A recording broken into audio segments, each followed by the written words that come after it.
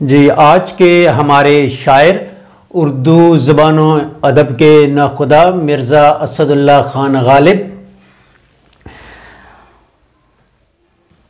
मिर्ज़ा गालिब शुरू में असद तखल्लस करते थे, बाद में ऐसा हुआ कि इनके सामने जो मोहम्मद हुसैन आज़ाद ने बयान किया कि एक शेर पढ़ा गया और पूछा गया कि क्या ये आपका शेर है, तो आपने कहा नहीं ये मेरा शेर नहीं है, क्योंकि उसमें तखल्लस भी असद था। तो बाद में गालिब ने बाकियों से हट के एक अलग जो है वो तखल्लस इस्तेमाल किया गालिब, और असदुल्ला असल नाम गायब हो गया और गालिब ये नाम मशहूर हुआ और यही इनकी पहचान बनी। मिर्ज़ा असदुल्ला गालिब की ज़िंदगी इंतहाई गुर्बत में गुजरी, इंतहाई नामवाफ़काना मुआशी हालात इन्हें दरपेश रहे। 13 बरस की उम्र में इनकी शादी कर दी गई। आगरे से दिल्ली में वारिद हुए और सारी ज़िंदगी दिल्ली में ही रहे। थोड़ा पानी पी लें जी, पानी ला देने। अच्छा, आगरे से दिल्ली और बाकी ज़िंदगी इन्होंने दिल्ली में ही रही।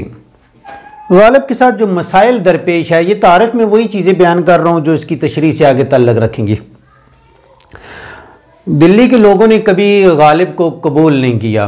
गालिब को हत्ता कि अपना दीवान कोई पब्लिशर छापने के लिए तैयार नहीं था, लेकिन गालिब ने दिल्ली को किसी सूरत नहीं छोड़ा। इनकी जो शायरी है उसके 5 अदवार हैं। जो सबसे अहम दौर है वो 1827 से 1830 के दरमियान है, जब गालिब कलकत्ता का सफ़र करते हैं और इस सफ़र ने कलकत्ता की जिद्दत ने उन्हें एक नई दुनिया से रोशनास कराया। गालिब के 7 बच्चे हुए, 15 माह से ज़्यादा कोई उम्र नहीं पा उसे मिली। एक बेटा था जिसकी उम्र मैक्सिमम ज़्यादा से ज़्यादा 15 साल थी, उससे पहले ही फौत हो जाते थे। तो एक दाखिली और ख़ारजी हालात वही बात आ गई जो मीर तकी मीर के साथ थे। गालिब को शायरी में कोई उस्ताद नहीं था जी। गालिब ने 3 से 4 जमातें, कोई वही इब्तदाई तालीम जो घर पे जिसे कहते हैं वो हासिल की है, वही इनकी तालीम थी। लेकिन इनकी शायरी में वो कमाल है, वो दर्जा हासिल है कि आज भी 1797 से 1872 तक इनका ज़माना है, और नहीं 1869 से 1797, ठीक है जी, 1797 से 1869 तक का इनका ज़माना है। तो 1869 के बाद से 100 साल गुजरे और उसके बाद ताहाल तक भी मिर्ज़ा गालिब की शायरी पर नित नए काम हो रहे हैं। गालिबियात के हवाले से एक मास्टर्स में अलग सब्जेक्ट मौजूद है, एमफिल में बेशुमार लातादाद थीसिस लिखे गए, पूरी दुनिया में जो है इस पर काम चल रहा है। अपने शेर गज़ल में आ जाते हैं जी। शामिल निसाब जो हमारी गज़ल है, गज़ल का मतलब है दाइम पड़ा हुआ तेरे दर पर नहीं हूँ मैं, खाक ऐसी ज़िंदगी पे कि पत्थर नहीं हूँ मैं। शायर इस गज़ल के जो 5वां, 6ठा और 7वां शेर है वो बादशाह वक्त बहादुर शाह ज़फ़र से मुतल्लिक हैं। 8वें शेर में भी अपने आप को मिर्ज़ा बहादुर शाह ज़फ़र की नौकरी करने के हवाले से ये गोया कि एक तनकीद का निशाना बनाते हैं, जो मकता भी है, उस पर भी आएंगे बाद में। तो उस मुनासबत से शेर की 2 तशरीहात करूँगा। नंबर 1, शायर इस शेर में वही रवायती मजमून को बयान कर रहा है। रवायती मजमून जो महबूब की गली का था,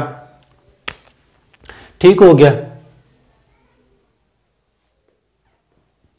कि महबूब की गली के जो फेरे लगाने हैं, चक्कर लगाने हैं, महबूब की गली से मुख्तलिफ औकात में मुख्तलिफ मुनासबत से जो शायर अपना ताल्लुक़ जोड़ता है, उसकी हर एक चीज़ से, जुज़ियात से अपना एक प्यार का इज़हार करता है, अकीदत का इज़हार करता है। तो इसमें भी यहाँ पे गालिब ने इस मज़मून को एक जिद्दत ये बख्शी है। कहता है कि ए महबूब, मैं तुम्हारी गली का, तुम्हारे दरवाजे की दहलीज पे लगा हुआ कोई पत्थर नहीं हूं। इस पे गालिब अफसोस कर रहा है, क्योंकि जैसी ही गालिब कहता है कि मेरे महबूब अपने घर की दहलीज जिस पे पत्थर की सिल लगी होती है वो टाप के अपने घर दाखिल होता है, तो वो जो पत्थर है वो खुश नसीब है, मुझसे बेहतर है कि वो अपने महबूब की कदम बोसी कर रहा होता है, मेरे महबूब की कदम बोसी करता है, या उस पत्थर को कम से कम मेरे महबूब की क्या है, कदम बोसी नसीब होती है। नंबर 1 तशरीह ये है। दूसरा हम ये भी कह सकते हैं कि शायर कहता है कि मैं महबूब की गली में कोई पड़ा हुआ पत्थर भी नहीं हूं, मेरी ये अपनी किस्मत पे अफसोस कर रहा है कि उसकी गली में पत्थर कोई होता, दाइम का मतलब होता है हमेशा, तो कभी कभार महबूब के गुजरते हुए उससे पाँव की ठोकर ही मुझे नसीब हो जाती।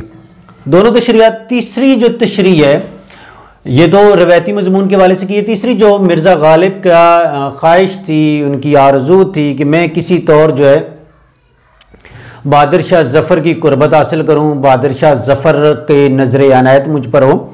ये शुरा का वतीरा भी रहा, कसीदे भी उन्होंने लिखे, उसमें शुरा के उन्होंने तारीफ़ों के पुल बांधे हैं, तारीफ़ें की हैं, उसमें हकीकत भी थी, कुछ मुबालगा आराई से भी वो काम लेते थे।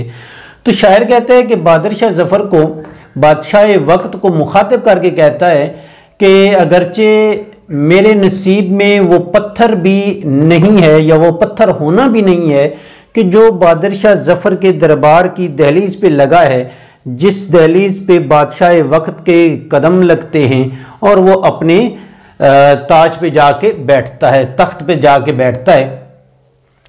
तो दो चीज़ें, एक तो वो महबूब का जिक्र कर रहा है जहाँ पे महबूब के पाँव लगे इस पत्थर को, दूसरा किसका जिक्र कर रहा है, बादशाह का। क्योंकि अगली गज़ल के अशार इसी हवाले से चलेंगे तो वो दोनों चीज़ें साथ में आएंगी। दोनों तशरीहात आप लिख सकते हैं। मतलब मेरी ये ख्वाहिश है कि मैं जिस शख्स से अकीदत रखता हूँ, मोहब्बत रखता हूँ, वाबस्तगी है मेरी, उस शख्सियत की आदात व अदवार मुझे पसंद हैं। मैं चाहता हूँ किसी न किसी मुनासबत से मेरा उससे लगाव रहे, उसकी नज़र मुझ पर पड़ रही रहे। गालिब ने जो इसमें नुदरत बयान किया है, एक नया मजमून बयान किया है, छूता मजमून बयान किया, वो गालिब कहता है कि मेरी किस्मत में वो पत्थर होना भी नहीं लिखा हुआ है जिस पे महबूब जिस दहलीज पे कदम रख के घर में दाखिल होगा या घर से निकलते हुए कदम आएगा।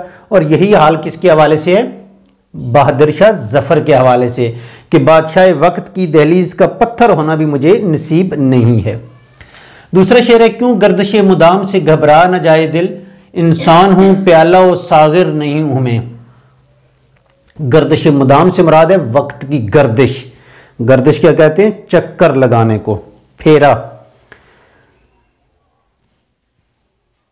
प्याला और सागर, प्याला अब मिट्टी का भी बर्तन कह सकते हैं, सागर कांच का बर्तन। ये प्याला और सागर की जो तरकीब इस्तेमाल हुई है, ये जो शराब खाने में बैठे हुए जो शराब नोश कर रहे होते हैं ना हजरात, उसकी रवायत ये है कि शराब का प्याला है वो दाएं तरफ से घूम के सब में आ रहा है, वो भी क्या है, गर्दिश है। सूरज भी क्या है, गर्दिश में है, गोल उसका मदार में, चक्कर में है। अब दिन गुजर गया, ढल गया, कल को सूरज दोबारा निकलेगा, नया सूरज, तो वो भी गर्दिश में है।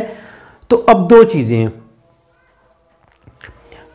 सल्लल्लाहु अलैहि वसल्लम, जो प्याला और सागिर है, जिस तरह शायर कहता है कि वो प्याला है और उसमें महफिल में बैठी हुई लोगों में क्या कर रहा है, गर्दिश कर रहा है, गर्दिश में है, इसी तरह मेरी जिंदगी भी गर्दिश में है। लेकिन शायर कहता है कि मैं उस जाम या प्याले की मानद नहीं हूं, मैं पत्थर दिल नहीं हूं, मैं पत्थर का बना हुआ नहीं हूं, मैं कांच का बना हुआ नहीं हूं, मैं गोश्त पोस्त का इंसान हूं, मेरे अंदर दिल है और दिल की यह फितरत है, ये कुदरत है, ये दिल की नेचर में शामिल है, ये उसकी जिबिल्लत में शामिल है कि जब उसे कोई दुख भरी चीज़, गम भरी चीज़, कोई दुख मिलता है वो उसका एहसास करता है, खुशी मिलती है तब भी उसके अंदर एहसास होता है। तो शायर कहता है कि मेरी जो तकदीर है वो जाम की मानद है, गर्दिश कर रहा है, लेकिन उस जाम को कोई तकलीफ नहीं होती, कोई इसे जोर से पकड़ रहा है, फेंक रहा है नीचे, कुछ हो रहा है। कहता है कि मैं इंसानों को मिट्टी का बना हुआ नहीं हूं। दर हकीकत यहां पे शायर किससे गिला कर रहा है, महबूब को। कहता है कि मैं वो कोई जाम या सागर नहीं हूं जिसका जो चीज चाहता है जिस तरह रख देता है, जहां मर्जी है जिस तरह उसके साथ सलूक करता है। मैं इंसान हूं, मैं भी आखिर एक लिमिट है, मेरी एक हद है जहां तक दुख, दर्द, बेवफाई, गम और तकलीफ बर्दाश्त करने की। अच्छा, अब ये किसी शायर के ना अफाकी होने की यही अलामत होती है कि अब इस शेर को देखें तो ये ऐसा लगता है कि जैसे दुनिया के 8 अरब में से हर इंसान के लिए ये लिखा गया है। हर इंसान के साथ यही होता है, वो कहता है कि मेरे ऊपर बहुत ज़्यादा तकलीफ़ें हैं, परेशानियां हैं, दुख हैं, ख्वाहिशें पूरी नहीं हो रही, उम्मीदें पूरी नहीं होती, ये चीज़ें। अगला शेर है, यार अब ज़माना मुझको मिटाता है किस लिए, लोहे जहां पे हरफे मुकर्रर नहीं हूं मैं। लोहे जहां मीन कायनात, इसे हम कह सकते हैं अर्श मुअल्ला, कुदरत भी कह सकते हैं, फितरत भी कह सकते हैं, जो तकदीर में लिखा गया हो। हरफे मुकर्रर, गलती से दोबारा लिखा हुआ, गलती से लिखा हुआ। शायर अल्लाह ताला से सवाल कर रहा है, पूछ रहा है कि अल्लाह ताला तूने मुझे बनाया, तूने मुझे पैदा किया है, और मेरी जो तकदीर है, मेरा जो उरूजो ज़वाल है, मेरा नसीब है, मेरा मुकद्दर तूने लिखा है। मुझे अब शायर यहाँ पे ये भी बयान करता है, जो शुरू में तारफ़ में बताया था कि तारफ़ वही करवा रहा हूँ जो उसका ताल्लुक इस गज़ल से है कि मिर्ज़ा गालिब को दिल्ली वालों ने बतौर शायर कबूल नहीं किया था। ठीक होगा, उसे शायर ने कहते थे कि नहीं इसकी ज़बान शुस्ता नहीं है, ये दिल्ली का नहीं है। जिस तरह किसी कबीले के लोग, कौम के लोग, इलाके के लोग दूसरों को अपना हम पला करार नहीं देते, उन्हें कबूल नहीं करते हैं।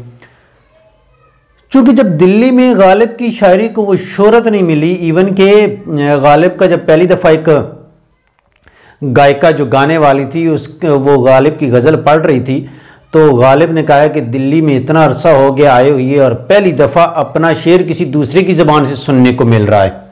कि यही किसी शायर की अलामत होती है जब उसके शेर को दूसरे शुरा या दूसरे आम लोग कोई भी पढ़ना शुरू करें, गुनगुनाना शुरू करें, उस पर तबसरा करना शुरू करें, उस पर बहस करना शुरू करें।